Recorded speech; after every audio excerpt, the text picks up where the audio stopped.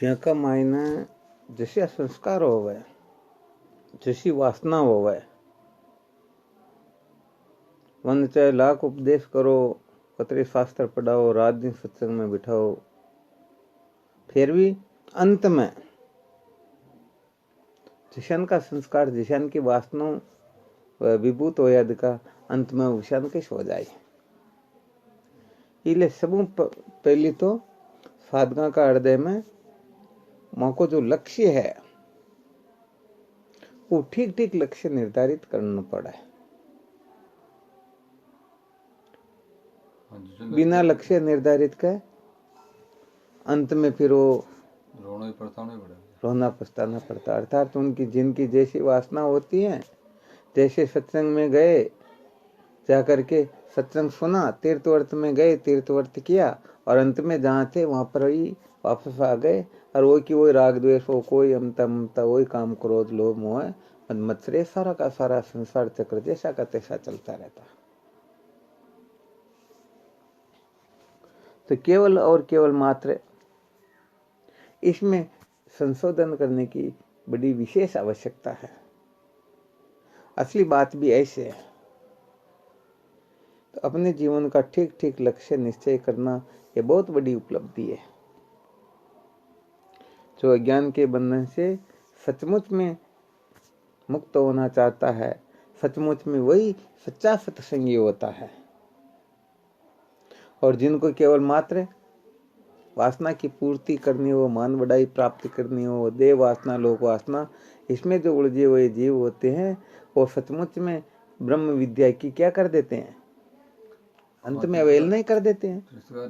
बस यही विशेष बात है। तो बस यही सच्ची बात है कि जिनका लक्ष्य निश्चय है वे भले ही संसार में क्यों न वर्त रहे हो, फिर भी वो पक्के सत्संगी है। और जिनका ठीक ठीक लक्ष्य निश्चय नहीं है वो भले रात दिन सत्संग में, संतों के साथ में, शास्त्रों के स्वाध्याय में लगे रहे, फिर भी वास्तव में वो संसारी ही है। ये बात लोगों के हृदय में बैठती नहीं है। विद्वानों की जो प्रवृत्ति होती है वह भी निवृत्ति होती है, और मूर्खों की जो निवृत्ति होती है वह भी प्रवृत्ति होती है। ये बड़ा विलक्षण मंत्र है। ये यहाँ पर विशेष बात बताई गई है। और समता की प्रवृत्ति ही निवृत्ति को काम कर रहा है। बस बस बस बिल्कुल सत्य है। तो ठीक ठीक जिनकी समझ नहीं है वो सबका त्याग कर दे, फिर भी अंत में वह प्रवृत्ति में ही उलझ जाएंगे, प्रवृत्ति को ही महत्व देंगे। और विद्वानों की जो प्रवृत्ति है दिखाई देते हैं, अरे ये तो इसमें उलझे हुए हैं, इसमें उलझे हुए हैं, परंतु सचमुच में वह उलझे हुए होते ही नहीं। तो ये बड़ी विशेष बात है। तो लोग त्याग वैराग्य का नाटक कर लेते हैं, समझते हैं। लोगों को कभी कभी त्याग वैराग्य का भ्रम हो जाता है कि हम भी त्यागी हैं, हम भी वैराग्यवान हैं, हम भी ऐसे वैसे हैं। और विचार करके देखा जाए तो क्या होगा, वहां से शून्य निकलेंगे। तो लोगों को कभी कभी त्याग वैराग्य का भ्रम हो जाता है कि हम बहुत बड़े त्यागी हैं, हम बहुत बड़े जिज्ञासु, हम बहुत बड़े महात्मा, हम बहुत बड़े ज्ञानी हैं।